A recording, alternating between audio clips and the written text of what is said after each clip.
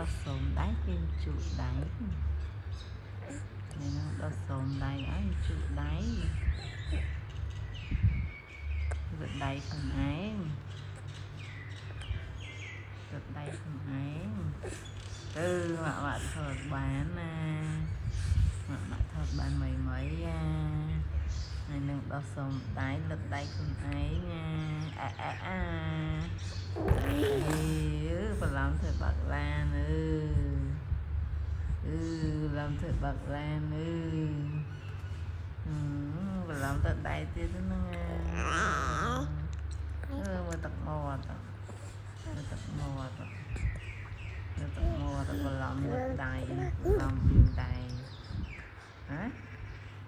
nó phải làm viên đại cái mày mày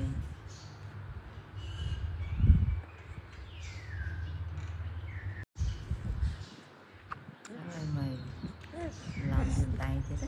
mà bạn là thô ra